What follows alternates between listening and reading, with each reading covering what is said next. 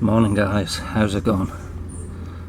We've got a cold steel here just to show, and this one's called the Secret Edge,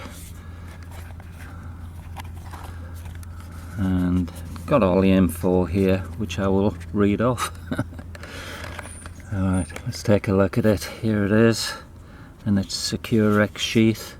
It has these holes round the edge. You know, you could strap it to something if you wanted to, but it comes with this bobble chain to use as a neck knife. I'm not really the biggest fan of these bobble chains, but you know, a lot of people do like them. Alright, so let's take a look at this thing. It weighs 2.4 ounces and it's almost 2 inches across, and they give it 6.5 inches overall. I give it more like 6 3/4. Let's take a look at the blade. Alright, single edge cutting edge. It is sharp. Yeah, pretty razor sharp really. Cold Steel are good at sharpening their blades, and it's in OS 8A, Japanese OS 8A steel, made in Taiwan. And it's very thin, flat. Really should have a double edge. For what it is, it's purely a defense tool, you know, for stabbing. And so you could slash with this, with the single cutting edge or the tip, but it'd be more effective if it had two cutting edges. You could slash both ways, being as it is defense tool, but of course we're restricted by all kinds of different laws here in the US. It's got these lightning holes here which add, this one here adds as a place to put a thumb if you wanted to use it that way. But yeah, you could hammer down with it with your thumb on the back here if you wanted to.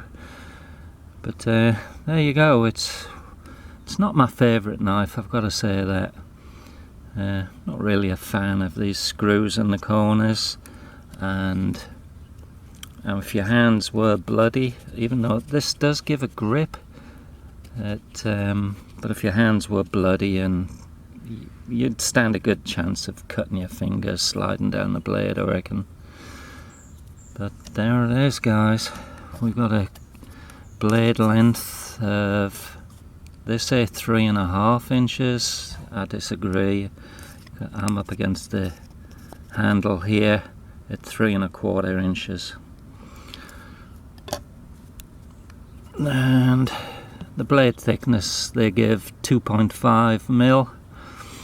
But these are normally around $50. They're on Amazon right now, 42% off. They're running at about 26 bucks.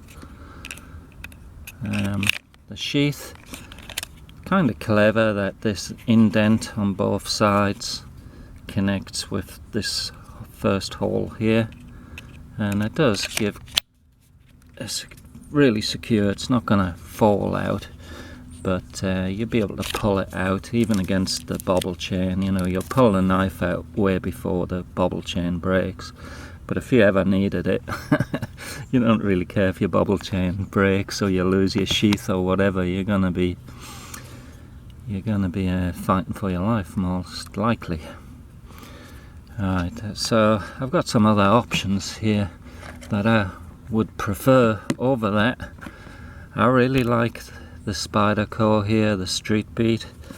I carry this one a lot. It's got a nice big indent here which really secures you. You're locked into this thing super tight. Your hand's not going to slide down the blade, and works the same, you know, for your little finger if you're stabbing downwards.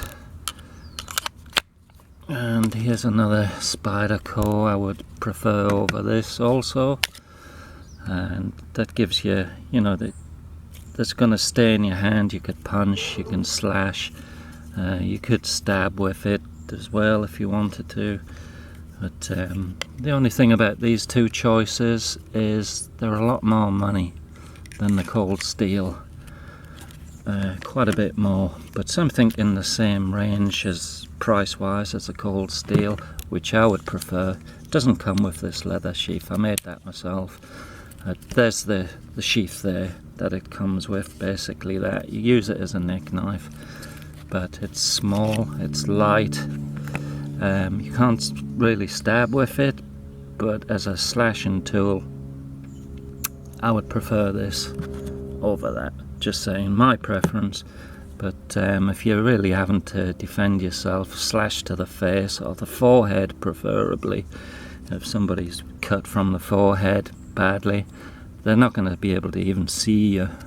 You know, their eyes are going to be full of blood. Or slash to the neck if you're wanting to, you know, basically you're going to be fighting for your life if you're using this kind of thing.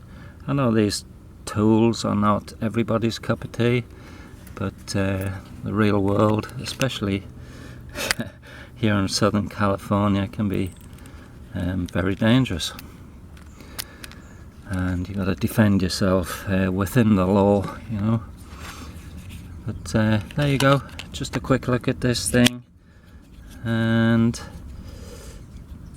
there you go, just another one for my collection. I wouldn't buy it again, not personally, but a lot of people out there do like them. Just not really. I can think of better options. I have better options that I would carry. So this is just really part of my cold steel collection. Alright, thanks for watching, guys. Hopefully none of us need any of these and you know, being attacked or whatever, but I'd rather have one than not have one. Thanks for watching. Catch you later, guys.